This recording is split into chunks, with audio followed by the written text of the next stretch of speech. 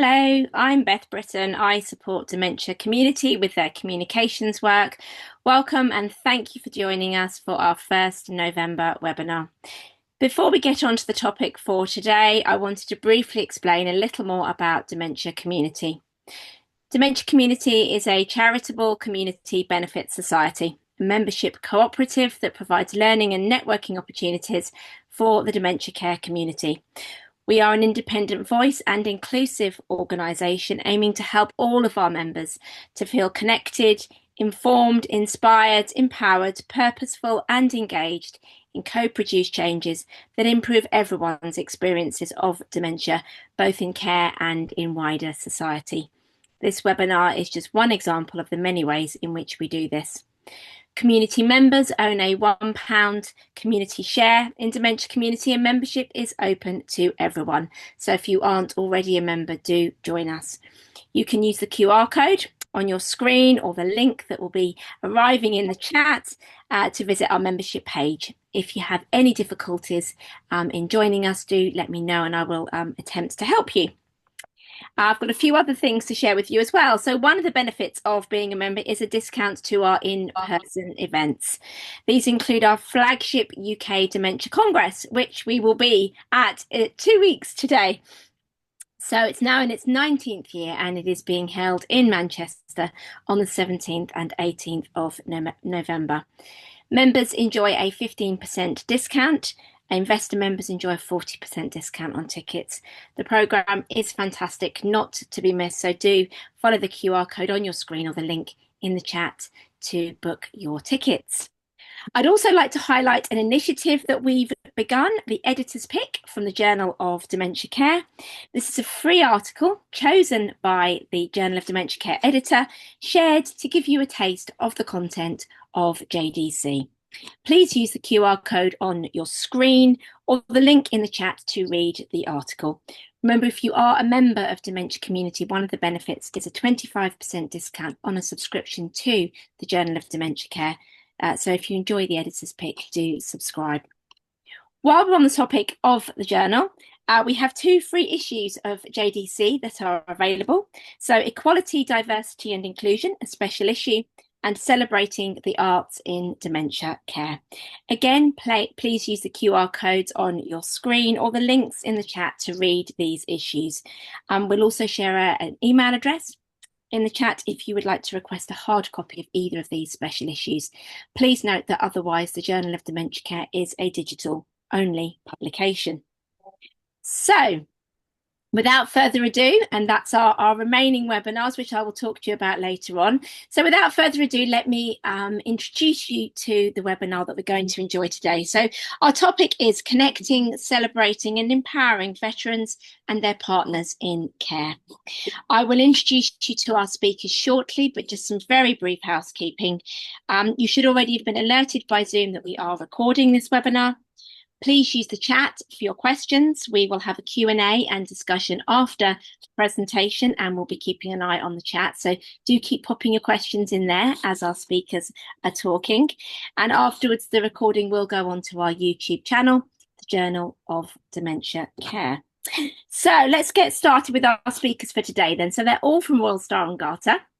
I feel like there's probably no staff left at Royal Star and Garter. I've got so many of you today, which is amazing. So we have Shirley Hall, who is the Director of Care, Iuliana Hodson, who is Head of Dementia, Natalie Diamond, who is a Wellbeing Coordinator, Rahwa, Tewolde, who is a registered nurse, Kate Brown, a family member, and we will also enjoy a film from some of your residents later on. I'm really looking forward to your webinar. I think, you know, such an important topic, how we support our veterans. We are on the run up to Remembrance Sunday as well, so particularly a good focus at the moment. So thank you so much, and I think I'm handing over to Shirley first. Thank you very much, Beth. So what I wanted to do is just set the scene a little bit about us, a little bit about who we are. Some of you may know Royal Star and Garter. We are a charity for veterans and partners. We have been around for over 100 years now, set up post World War I. And we welcome anyone who's served in His Majesty's Armed Forces, including reservists and those who've completed national service. So as you've said, Beth, next week is really important to us. We absolutely want our veterans to feel that they can remember important events. So we'll be holding services in all of our homes next week, and some of our residents will also be going to the cenotaph. And you can see a picture here of one of our residents at the cenotaph. So we help those who've had the courage to serve our country to live happy, fulfilled lives. And if you come into any of our homes, it's very evident. We have lots of memorabilia, we have lots of plaques, we have pictures, we have books all about the various services. It's very much talked about. We celebrate Armed Forces Day in the year, and we also remember important events like VE Day and VJ Day. I just wanted to shout out about veteran-friendly framework VFF status, because all of our homes do have VFF status. Although we are only one of, I think it's 21 care homes around the country specifically for veterans and their partners or families, the VFF allows other care homes to recognise veterans. So when I finished my slot, I will pop some information. I'll pop the website in the chat so that you can read more about VFF. So types of care that we provide, we have residential nursing and dementia care. We've got 4 care homes now. 3 were original Royal Star and Garter homes, and Care for Veterans down in Worthing merged with us earlier this year, for merger to complete by about April time. And in fact, I'm here in Worthing today. And the one thing that's very constant, as I said, is, talking about veterans, their experiences. There's a huge wellbeing hub here where there's a big poppy display, and there are lots of events going on during this week and next week. We offer nursing and dementia care, as I said, but also short break and respite, because we do know that for some people that it's uncertain on whether to make that change of actually coming into living a care home. It's a really big change for so many people. So short breaks or respite are great to give that taster. And also for families as well, because it's often the families that are really concerned about their loved one going into a care home.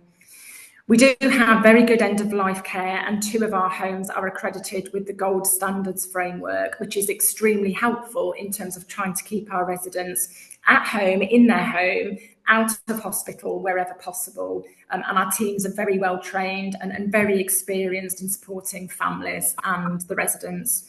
We actually have a bereavement project at the moment, and that is to support the families.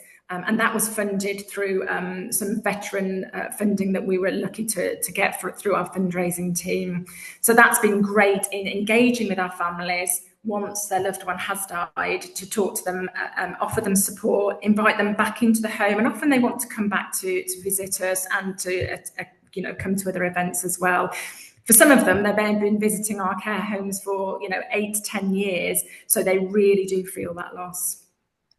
Lunch clubs and daycare, again, are all about having a taster of coming into one of our homes. Lunch clubs, all of our homes offer once or twice a month, and daycare is running at 3 of the homes, and we're getting it up and running in Worthing in the new year. And we're also looking at breakfast clubs for veterans as well. We know there's a network of breakfast clubs for veterans across the UK, and we're hoping to trial that in a couple of our homes. And our telephone friendship service was set up about 2 years ago, again, to support veterans through that telephone. And it is very much a befriending service. We know there's a lot of telephone services out there. It's our volunteers are very well trained and supported by our administration team, and they will phone a veteran once a week, or more. Sometimes it can be more, but sometimes it can be once a month, whatever the veteran wants. But for so many, they're finding that is an absolute lifeline. I should have said as well, our age range, our youngest veteran in Worthing is 22, and our oldest veteran is 100 plus. So we do have quite a wide range in ages, but at Worthing we do have more younger veterans. And in fact, the demographics is quite different down here. We have a lot more residents who are looking for physio, OT, rehab, and we have a really good OT and physio service here. So yeah, as it mentioned there, homes in High Wycombe, Surbiton, Solihull and Worthing, very well trained staff, ranging from the healthcare assistants to in-house nurses and physio. And Worthing is the only home that has 2 physios, an occupational therapist, speech and language therapist, as well as a big wellbeing team. And this is just a picture of some of our activities from the Wellbeing programme, which is really extensive. Every day you come into the home, you'll see the Wellbeing team running activities, events. It might be bigger group sessions like this here, arts and crafts. We have speakers, we'll do trips, we'll do outings, but the Wellbeing team will also do one-to-one sessions, and they try and set a personal goal with every resident. And that personal goal might be just to be able to walk unaided to the toilet, so about improving their physical strength and well-being, or it might be that they want to do a specific activity or event. And one of our younger veterans, Steve in Surbiton, he likes to go on trips, likes to go on holidays, and we'll support him to do that. And one of his personal goals was to complete a skydive. Steve is restricted to a wheelchair, so that was something really big for him, and we were able to facilitate that at an indoor facility. But great, comfortable surroundings, and we're very fortunate as well to have a great catering team on site. So that for me was just setting the scene. I'm actually going to hand back to, I think it's to Iuliana, who's going to talk about our dementia strategy. I've been with Royal Star and Garter for just coming up to 2 years. And one of the first things I wanted to do when I came in was recognise the great dementia care that was already existing, but we developed a strategy that Iuliana is going to talk through now. Thank you, Shirley. My name is Iuliana Hodson. I'm the head of dementia services at the Royal Star and Garter. I've been in this role for over 1 year now. Beth, you were mentioning we have lots of speakers today. One of our charity value is as a family, so it's a privilege for us to be here together as family do and to talk about our work in supporting our resident veterans.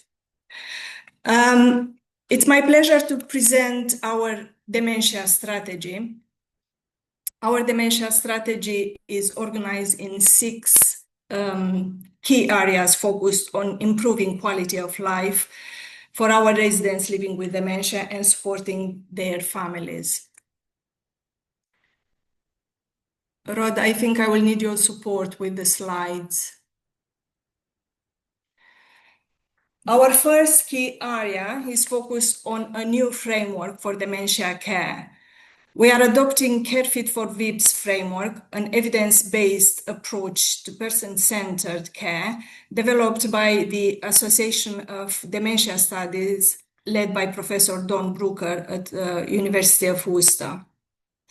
Care Fit for VIPS principles are focused on 4 elements: valuing people living with dementia, treating everyone as an individual, show empathy, seeing the world from the perspective of the person living with dementia, and providing a stimulating social environment.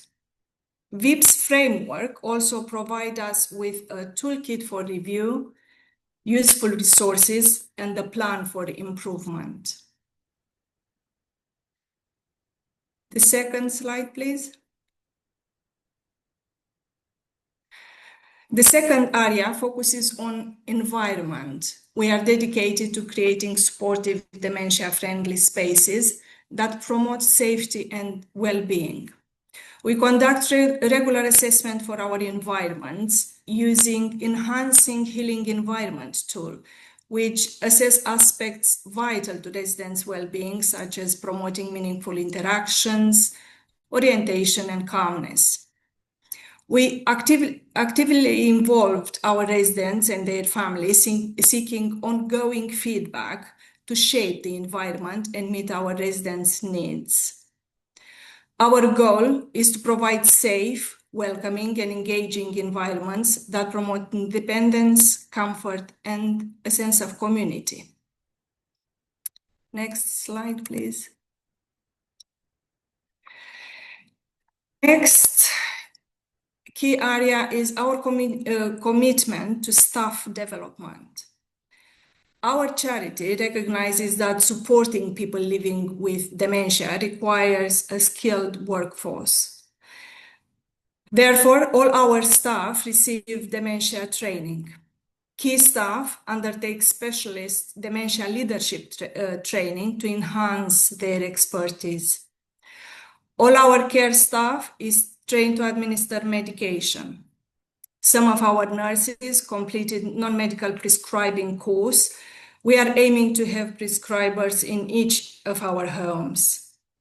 We also tailor training for our staff based on feedback and specific needs identified through regular discussions and reflections.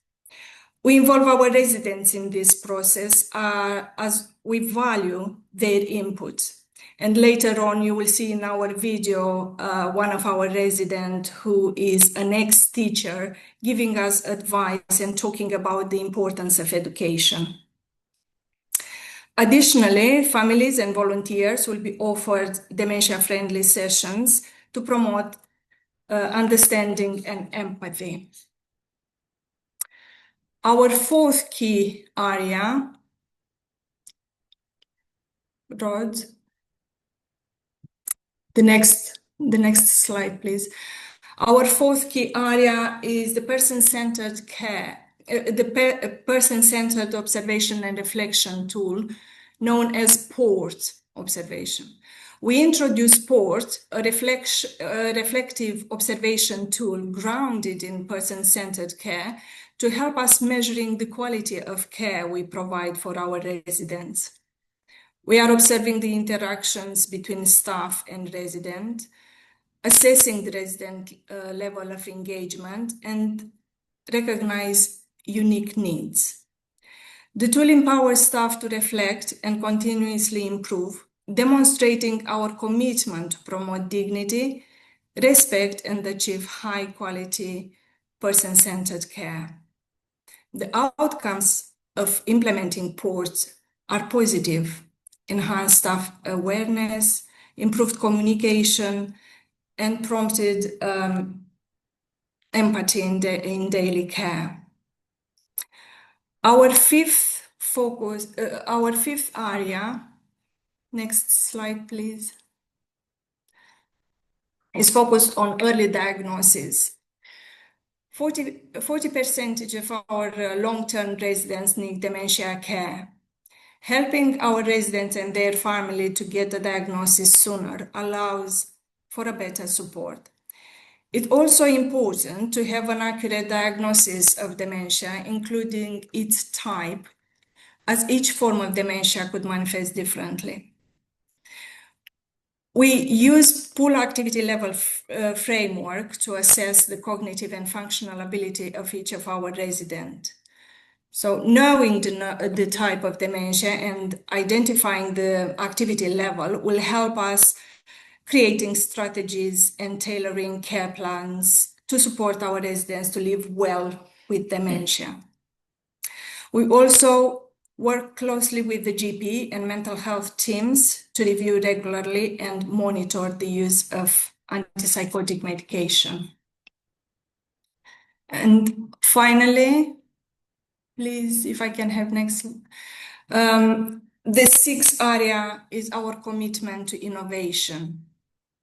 We created dementia working group in each of our homes, involving residents, staff, and family members to explore new ideas for innovation. We use technology to improve quality of life for our residents. We use pain check to help staff assessing the level of pain, to monitor pain and acting accordingly. And this is beneficial, especially for the residents living with dementia who cannot recognize or verbalize, express pain. We have in our home acoustic monitoring, a system that will further support the resident when they are alone in their rooms. This helped us to prevent falls, improve quality of sleep at night for our residents, and further daytime well-being, increasing daytime well-being. And also will ensure assistance when the resident is not able to call the bell. So the staff will be alerted and visited by going to visit the resident. The latest technology we implemented in our homes is virtual reality sets, a simple technology that offers a variety of content such as calming nature scenes, familiar places, or personalized life story. The benefits we could see: it's stimulating memory, reduce agitation, so they can be used as a non-pharmaceutical option, and enhanced well-being for our residents. Thank you for listening.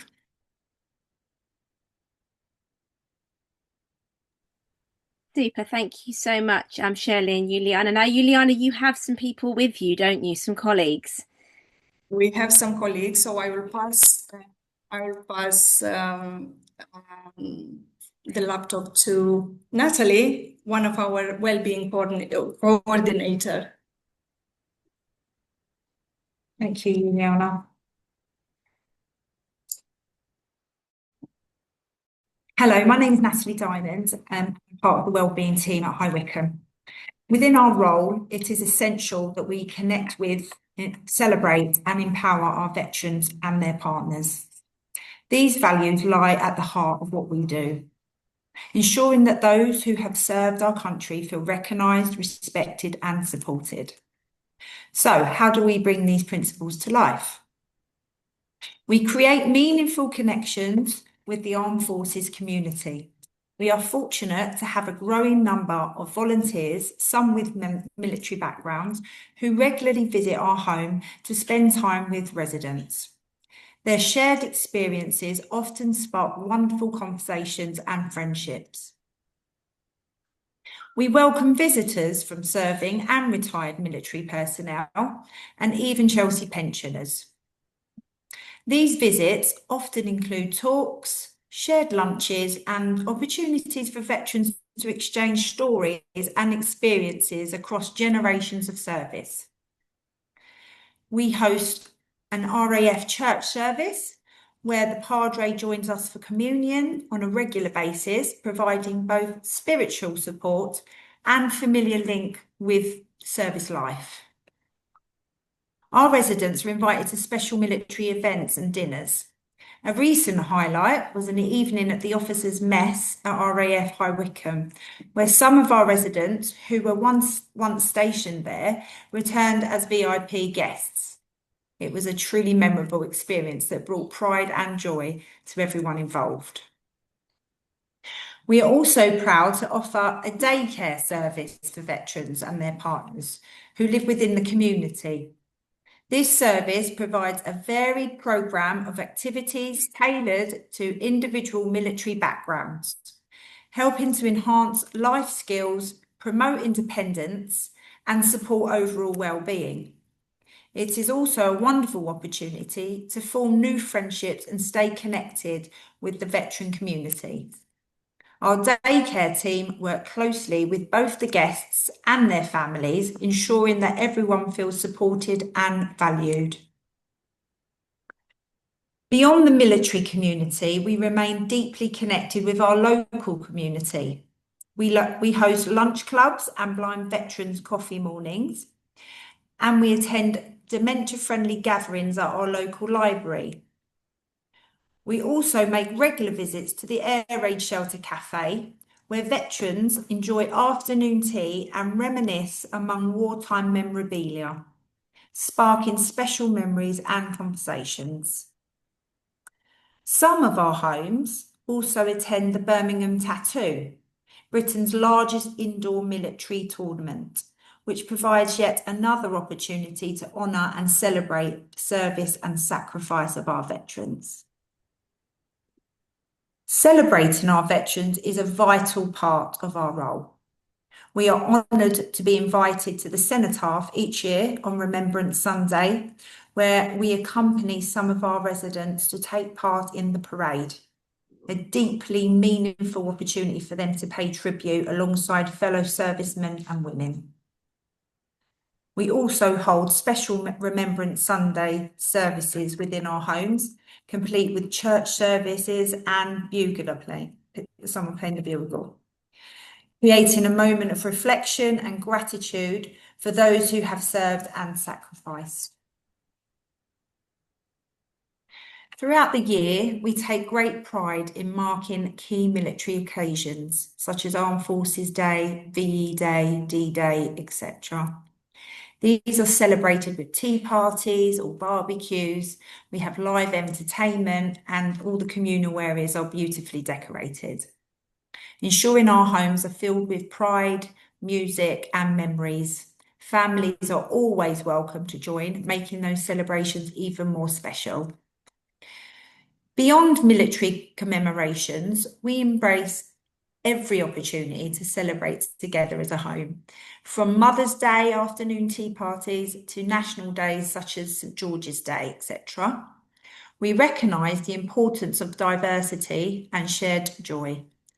We also celebrate international days that reflect the global experiences of many of our veterans who have served and lived in countries all around the world. Of course, birthdays are always a highlight, with personalised celebrations that make each veteran feel valued and appreciated. In preparation for these events, our residents often take part in creative activities such as making poppies, seasonal flower arrangements and baking treats, ensuring that each celebration is not only enjoyed, but also shaped by the hands and the hearts of those that we care for. Empowerment is at the heart of the care that we provide. Through the wide range of activities we offer, we aim to empower our veterans to build friendships, make connections and pursue their passions. These opportunities not only enhance well-being, but they also encourage confidence, independence and a renewed sense of purpose. We encourage our residents to form new social groups, such as gardening clubs and coffee mornings, which have become an integral part of our daily life within the home. A little friendly competition has even emerged, with residents and those attending daycare growing fruit and vegetables and taking pride in their results. By taking time to listen to the interests, life stories and aspirations of our residents, we are able to create meaningful, personalised activities that reflect who they are and what they love. This approach ensures that veterans can continue engaging in hobbies and skills that they have always enjoyed, while discovering new ways to express themselves. For example, one of our residents who previously worked as a fashion model was supported to set up her own clothing boutique within the home. We even hosted a fashion show, complete the catwalk, showcasing her favourite outfits. It was a wonderful celebration of her talent and individuality.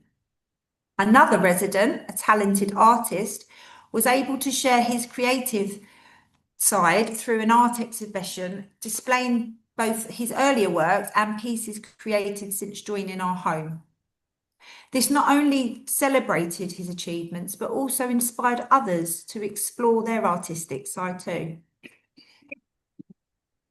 We also encourage residents to set their own individual goals, empowering them to take ownership of their progress and achievements.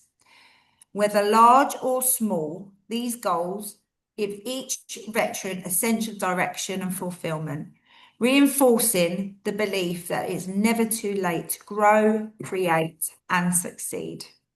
Thank you. Oh, that's lovely, Natalie. Thank you. I like the sound of this air raid shelter cafe. This sounds excellent.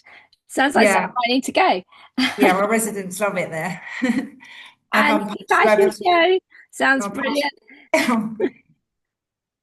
Yeah, we do lots of fun things like that. That's just a couple of examples that I could think of to share with you, but there's so many more that we do here.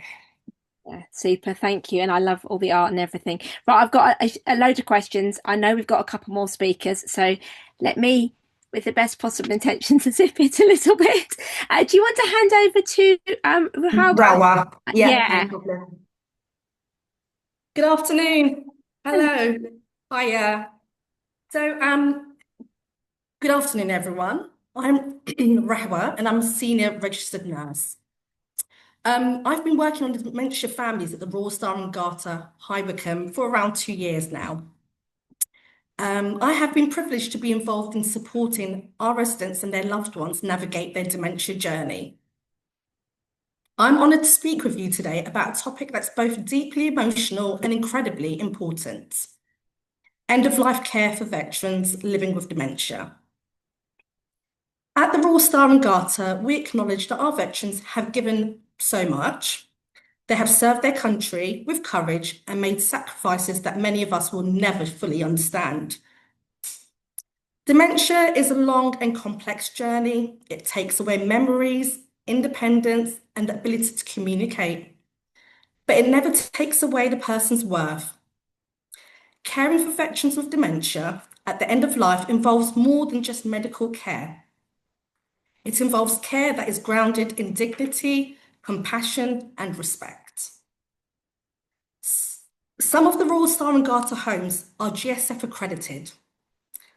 The home in High Wycombe had the first GSF accreditation in 2021 and re-accredited in 2024, achieving Platinum Award for our excellent end-of-life care.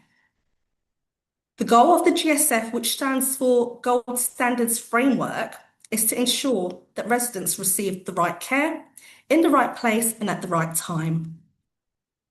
That care is coordinated and proactive and not reactive, and that residents are supported to live well until they die, with dignity, comfort and respect for their wishes. So how do we achieve this at the Royal Star and Garter? We do so by ensuring we are clear of our residents' wishes and respecting them. We complete an advanced care plan, which is a detailed plan that takes into account the current and anticipated future needs of the individual, their values and their preferences. An advanced care plan states where the resident would like to be cared for if they become unwell, who they would like to be around them when they approach the end of their life, which funeral directors they have chosen to take over their care once they pass away, and what music they would like to be played as they leave the home. Completing an advanced care plan requires collaboration from the resident, if possible, their family or appointed decision makers, and a multidisciplinary healthcare team. Comfort and symptom management is an important part of end-of-life care. Pain, agitation, breathlessness, and anxiety is carefully managed through the use of prescribed medicines and by creating a calming environment and a peaceful atmosphere through the use of soft lights and calming music. Our veterans and their loved ones are offered religious support by the Padre, a military chaplain who provides spiritual guidance and support through prayer and religious rites to help individuals and their loved ones find peace and acceptance at the end of life. We acknowledge the difficult time the family face as the end of life nears. Most of our veterans' family members prefer to remain by their bedside, and this can often be for a few days. A comfort pack containing essential toiletries such as a toothbrush, toothpaste and shower gel is provided to the family member.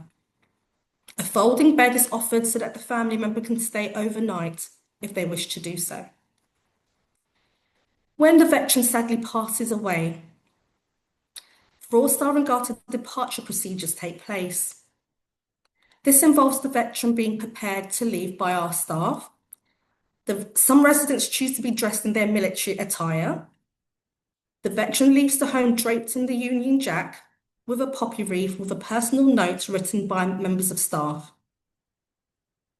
Staff across the home are informed when the resident is leaving. They congregate at the reception area and stand silently as the resident is moved slowly across the hall to music of their choice. Staff applaud the veteran as they exit, a mark of respect for the service they have given to this country. A picture of our resident is placed in a picture frame and displayed by our book of condolences. Staff, relatives, and anyone who knew the resident write messages of sympathy, support, and remembrance. Reading the messages gives the relatives great comfort. We have a GSF display board in our reception area where resources can be found. Leaflets and books signposting family to bereavement support they can access to help them navigate their grief journey. The Good Grief Trust is a charity that provides useful information, helplines, advice, and encouraging stories from others to help loved ones find a way forward with their life. Our bereavement project manager works closely with our families to ensure they feel supported managing their loss. Each of the Royal Star and Garter homes has a dedicated bereavement champion who takes a lead role in supporting people who are grieving after someone dies. Not only is bereavement support offered immediately after losing the loved one, our bereavement project manager reaches out to family members after some time has passed to see how they are managing. This is done through phone calls and meetings at our homes. I would like to share some feedback from a daughter who lost her dear mother that lived at our High Wycombe home. She said, "Being in touch with the bereavement project manager through conversations and a face-to-face meeting has really helped me. It has also been very positive to meet other relatives who have gone through a similar experience. It has highlighted to me that everyone goes through their grief journey differently. Having an opportunity to speak to staff who cared for my mum was really important. And through those conversations, I remembered some lovely things that I had forgotten, which was really nice. Following my visit to the home, and since seeing the comments written in the remembrance book about my mum and viewing the remembrance butterfly displayed in the garden, the whole family came together. We read the comments and then looked through lots of photos of my mum. We talked about her and how many friends she had at the Royal Star and Garter. We hadn't really done this since she had passed away. Reading all the lovely messages gave me great comfort, and I know Mum has not been forgotten and she was loved. One of the biggest things for me is that I can see how much she meant to others and how much they miss her too. So we take pride in what we do. Therefore, our love, care and respect continue after the resident's death. Our GSF team have created a beautiful forget-me-not garden where a butterfly with the deceased resident's name is placed on a post in the garden. Family members find the forget-me-not garden a peaceful and tranquil area where they can sit and reflect about their loved one. A resident who lost her beloved husband was struggling to come to terms with her loss. This was especially difficult for her as she was unwell herself and couldn't be there when he died. Not being able to say goodbye to her husband caused her so much distress and further complicated her grief.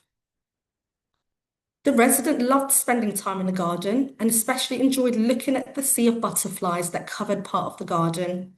Our resident decided that she would like to have a butterfly placed in the garden in the memory of her husband. This was arranged for a date of her choice, and she was joined by 10 members of her family, including family from abroad. As stated before, our resident was not able to say goodbye to her husband when he died because she was unwell herself, but she said that having the ceremony and the butterfly placed in the garden in his memory makes her feel like her husband is by her side once again. To complete the ceremony, the resident and her family were joined by staff for tea and cakes, a small gesture that makes all the difference in the world to our resident. So a notable moment was when staff and residents got together in 2022 to watch as a plaque was placed in the Forget-Me-Not garden to commemorate the late Queen Elizabeth's life. I hope I have given you an insight into the excellent and compassionate end-of-life care and bereavement services we provide to our veterans and their family. Thank you so much for your time. Oh, thank you, Rahwa. That's it's really emotional. Just hearing how you do, and I can see it is for you as well. Yes, of course. I think, how you support people through such a difficult time. My dad died in a care home, so I really do understand that. And I'm still in touch with some of the people who looked after him. So I know that when you do it really well, as it sounds like you are, it does really, truly make such a difference to families. Thank you so much. Now, I think we have Kate as well. I know Yes. we're running a little bit tight for time now. So I think we're going to hear from Kate, and then we're going to perhaps show a few minutes of the film you've made for us, and then we'll make sure we fit in some Q&A before the end. Kate, hello. Oh, hi. I'll try and speak quickly, not take up too much time. Hi, I'm Kate. My connection with Royal Star and Garter was through my father, who was a dementia resident here. As you can see, I'm still involved. I visit Dad's neighbours and carers a lot, but also I'm part of two groups, which both have been mentioned already, but for more detail, the first group is a dementia strategy working group made up of staff, residents, and in our case, in this home, it happens to be daughters, but obviously it can be, anyone. The meeting starts with an update on the plans. And in the first meeting, we were introduced to the concept of the virtual reality glasses. So we worked through this idea and discovered you can personalize it. And, someone from the New Forest could be shown videos of the New Forest, and that really will make them happy and bring back memories. So we discussed the idea and also the nitty-gritty, because it's a multidisciplined group, as to where they would be stored, staff training, signing them in, signing them out. On the second meeting, I think it was, we stole an idea from Norway. They've been doing a lot of work with dementia patients and front doors. And if you turn a care home front door into a previous front door from a resident's pass, not only does this promote independence, they know where to go. They're not having to remember a number or their name. They'll just recognize it. And because they've got independence, it boosts self-esteem. And also it deinstitutionalizes a home. So again, we work through this idea and how it could actually be made to happen from a practical sense of printers and wallpaper and how do you do it, of course, their fire doors. So again, the multidisciplinary team is really valuable, and our role is to provide, I suppose, the residents' perspective. For me, it is an opportunity to give back. And it's a two-way relationship. Everyone keeps saying thank you, but I should say thank you because it means I'm still part of my dad's life. If that makes any sense. The second group is the bereavement group, which has just been discussed. This being an opportunity to air feelings with people that have gone through the similar process. And the military sort of offspring and partners are often very much the stiff upper lip, don't share too many feelings. But in this forum, we can share feelings and we can listen. And inevitably, we've come to sort of start developing ideas. One idea is to have sort of walk and talk group. Another idea to set up sort of a telephone system for those that can't make the meetings, so people can talk and others can listen. And even an idea, maybe when the weather gets better, we could have walk, talk, and take your dog for a walk and chat. So this makes the bereavement side of life easier and more palatable. I find it really helps to be involved because I have a sense of belonging and giving back. And ironically, the best year of my dad's life, his last year, was here. And I can't thank the staff and their team enough about that. I'm still part of his life. And you get to know other residents as well and care for them, and you're part of their lives. And the connection with the military is really valuable. You're not suddenly cut off. I was a lifelong military, offspring, and it's been several decades. And then suddenly that's shut off. That's hard, but it's not hard being part of the Royal Star and Garter. The Royal Star and Garter is very, very special. Natalie spoke about the many events that go on here. What really struck me is they show respect and gratitude. These people serve for the country. The spouses are serving for the country as well. And it's a thanks that they get and respect throughout. The Star and Garter is also very proactive. I came in one day and my dad was giggling, and I found out that the in-house physio had noticed he began to shuffle his feet, so they had him on an exercise bike, which he thought was hilarious. There are regular family meetings where everyone is updated about what's going on in the homes and the multiple homes overall, and then just locally. And inevitably, you can raise questions, raise issues, problem solving, and ideas can be sort of thrown into the mix. One meeting, we had the idea of setting up a golfing day or opportunity, because there's a lot of muscle memory in dementia. I've had to learn a lot about dementia very quickly with everyone's help. And there are some top golfers in this building that would benefit from that and have a great time. The family support is 24/7, and it really hit me when my dad was actually dying in hospital. With hospitals these days, you need to have an advocate, and that was me. At 2 o'clock in the morning, I rang the Star and Garter to chat. They were ringing the hospital to find out how he was. I was ringing back. Who else is going to be around at 2 o'clock in the morning, just sort of hear what's going on and just have someone to chat to, really, through a very, very difficult time.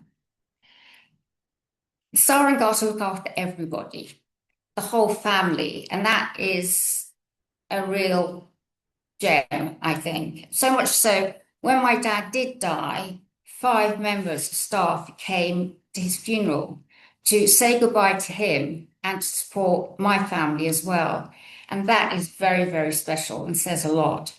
The Star and Garter listen to and care for their veterans and their families. And I can't emphasize enough how important the whole family is. Thank you for listening. Super. Thank you so much, Kate. It's amazing to hear, and I totally understand what you're saying about, carrying on and volunteering and being involved. It just makes such a difference to the experience of... It does. It makes it so much easier. I mean, it's been a difficult year, but it's been so much easier. I mean, I walked in and I get a hug.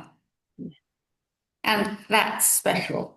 It is, absolutely. Thank you so much. Right, we want to show a little bit of the film. We're not going to be able to show all of it because it is quite long. I think that would probably take most of the time we have left. So we're going to show just the very beginning part, the first resident speaking. So I'm not sure who's queuing that up for me. I don't know if it's Rob or Iuliana. I think it's Rod.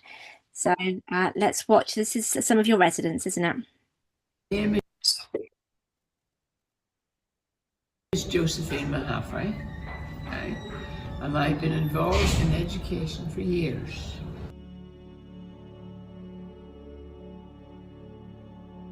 It's very important because it should allow you to find out what you're good at.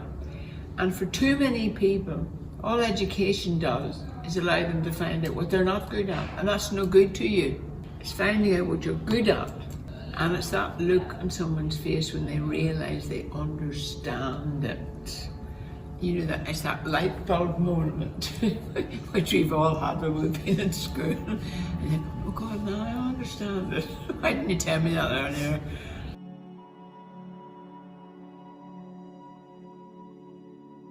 No, I think that education is a huge part of everyone's life. I'd like to see the staff using what they know to help others, and what they've learned from the learning process.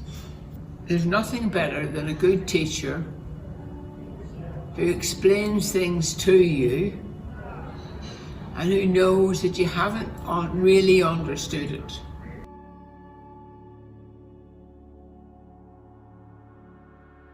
You don't overload them, because if you overload them, then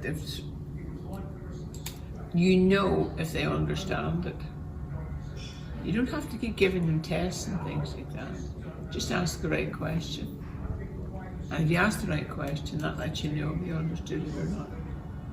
You get them in turns to take, do you want to deliver the training for next week or whatever? So you share it out, because then they realise what the implications are. It's not as easy and as straightforward as they might think it is.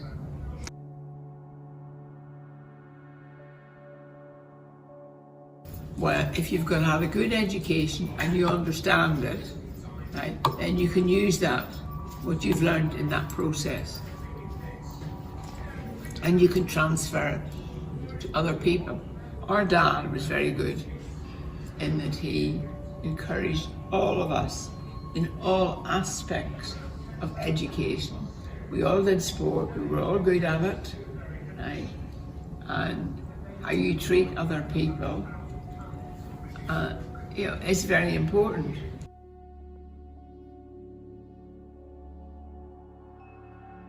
Well, in education, you have to lead by example. So you can't tell them off for things they're doing wrong if you're doing them wrong too. We can learn from each other, right? And so long as the people who are teaching you know what they are doing, then you'll get better at it, won't you? Because if the pupils understand it, then that's a big learning curve for them. And if you think back over your education career, you'll remember all the teachers who were good.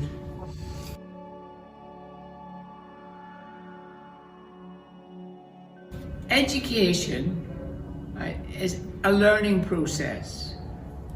And if you've got good teachers helping you with the learning process, then you'll be good at it.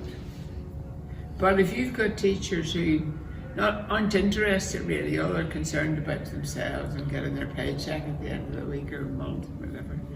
And if you think back over teachers who've impressed you and what it was about them that impressed you, because you know a good teacher when you've got a good teacher.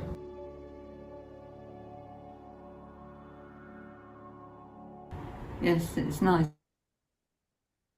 Super. Thank you so much to Josephine for that as well. So I think we're going to explore with Iuliana and Shirley how we can actually make the whole film available for everyone to see, because we just don't have time to share all of it today on this webinar, but we will attempt to find a way to do that and perhaps put the link in the comments in the description section on YouTube when we post this up. So just to say thank you to all of you, really, first and foremost, for sharing everything you've shared with us today, your presentation and your thoughts. Now, I would say to our audience, please pop your questions in the chat. We haven't got a huge amount of time left. I feel there's something really important we need to address. It's really important for me, I think, that I need to ask this, really. Obviously, you've talked a lot about how you enrich residents' lives, how you create a respectful environment. How do you cope with how do you deal with when people have PTSD, when somebody who's living with dementia is going back to their earlier life? They were a veteran, you know, they've seen things that most of us perhaps can't really imagine. How do you support that process? Do you have some particular things that you do? I can answer that. Life history is very important for the residents living with dementia, and we are very curious. We try to find out as much as we can from the family, from the resident, if they can give us that information. It's something that we still explore and working on it. So we got in touch with a student from Worcester University who is doing PhD in post-traumatic stress disorder.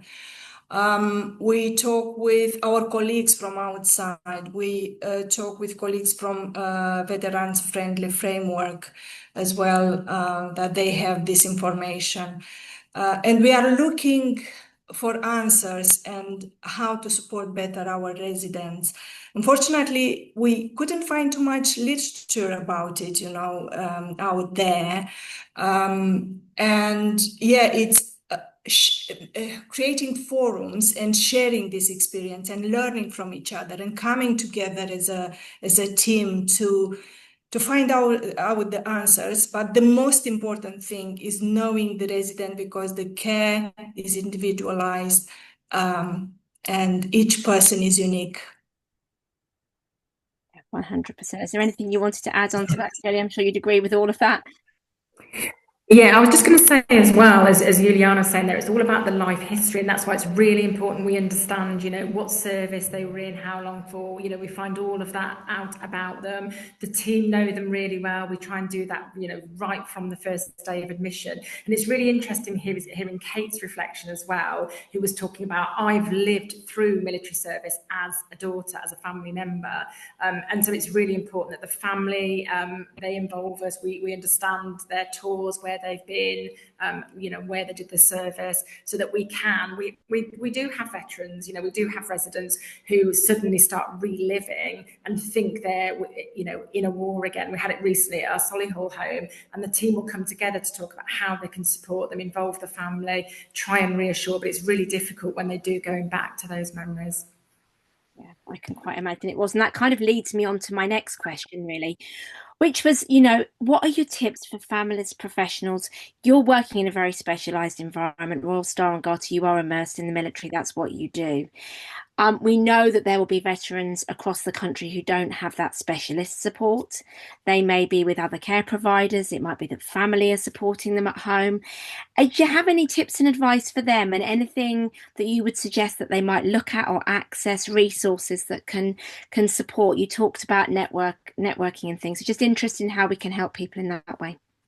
So veteran-friendly framework, which Iuliana's talked about. I put the link in the chat. So definitely have a look at that if you're working in a care home, because it's understanding, the whole framework and how you can recognise veterans, support them and their families. I was on a webinar yesterday with the Royal British Legion looking into supporting veterans, and we were saying it's a bit of a postcode lottery. Down here in Worthing, Care for Veterans is really well known. We've got a member of the team here who works in the community to ensure everybody knows about us, link in with all the various organisations, charities, the local British Legion, all of that. So it's finding out as much as you can about your residents, because I think if you go through VFF, you'll suddenly think, oh gosh, actually, I didn't realise that we've got 10 veterans living here, or spouses, or more than that. So yeah, that's where I would start from. I don't know whether you want to add anything, Iuliana. No, I think you said it. Yeah. And I think as well, probably accessing your day services if someone's local to one of your homes. I presume belong to your day services, your lunch clubs. This will enable people to find out more information about supporting veterans. Absolutely. We're more than happy if anybody wants to contact us, phone us, email us to talk more about what we do, to come and visit us as well. We love showing people around the homes, and that's where you can pick up tips and learning. Brilliant. Thank you so much. You mentioned Worthing, and obviously you talked about the fact that you've got a lot of younger people there. Now I'm interested in that age range you gave us right at the beginning, Shirley, 22 to 100 plus. That's a very wide range. Huge. Yes. How do you provide the personalised care that is age appropriate? That must be quite tricky. It is, and Iuliana, you worked at High Wycombe with a team there. I remember having a resident there who's in his 60s who said, I'm not sure this is the right environment for me, because we've got a lot more people in their 80s, 90s, 100 plus. And that's why Worthing is a different offer, because we do have more younger veterans. In fact, I think we only have 2 residents who don't use wheelchairs down here in Worthing. So that's a very different demographic from our other homes. But yeah, the activities, the Wellbeing hub, the gym here is really busy. We've got cycling sessions morning and afternoon. That's quite different. So if somebody came in that was younger, we'd say, have a look at Worthing. It's a different environment to the other care homes, but it's a different option because we've got younger people. And again, we've just been talking today with relatives about more trips, more outings, more, younger veterans being able to go out together. Super, thank you. We've got some comments in the chat. We haven't got any questions. So I had a final one, really, which was around, your supporting veterans is coming up to a really important time of year. Any sort of tips around remembrance, making that a respectful experience for people, and what you find works well, obviously understanding about different individuals. Do you want to pick that up, Iuliana? Because you've been in Worthing for some time, haven't you? And will know the Remembrance Day services and how you do them. And of course, Natalie mentioned that every year we go to Cenotaph, and we take the residents, and staff will assist the residents there. And I went there for the first time in my life last year, and the experience is absolutely I cannot explain it. I was so emotional, and so Natalie was there as well last year. And while the residents and the staff are there, the residents and staff from the home will watch on TV the parade, and and we will celebrate in the home as well. It's getting together and celebrating and being in that moment and showing respect. It's a special day. I think it is being able to plan a service if other homes are able to do that, because it's, as you said, Iuliana, it's when I went to Solihull last year, I couldn't get over how emotional I felt, but everybody was so respectful, full of relatives, everybody coming together, and we actually remembered not just the residents that had died over the year in Solihull, but also staff family that had died as well. So it was remembering wider than just the veteran community, and that really brought everybody together. Amazing. It sounds very emotional. Probably not something for me. I am quite an emotional person. So thank you both so much. It's been so interesting. We've run out of time. We have some lovely comments in the chat. People signposting to the Alzheimer's Society. And someone's also said our service FST has veteran champions, so we can be more aware of veterans in our service, which sounds like an excellent idea. So just to say thank you so much to all of our speakers today. They're not all on the screen, but thank you so much for your time to prepare this webinar and everything that you've shared with us. We really do say thank you so much for that. That's very, very kind of you. Thank you for the opportunity. Thank you. Thank you. So let me just signpost everyone before you go to our final offering with webinars for this year. We are marching towards the end of the year, but we have 3 left for you to book onto. 1 in November and 2 in December. Our 2nd December one has just gone live. It's around young onset. Ironically, when we were talking about younger people earlier being supported, it's around young onset, and that will be towards the end of December. So do follow those QR codes to book onto our webinars, and we very much look forward to you joining us again soon. Thank you very much. Thank you.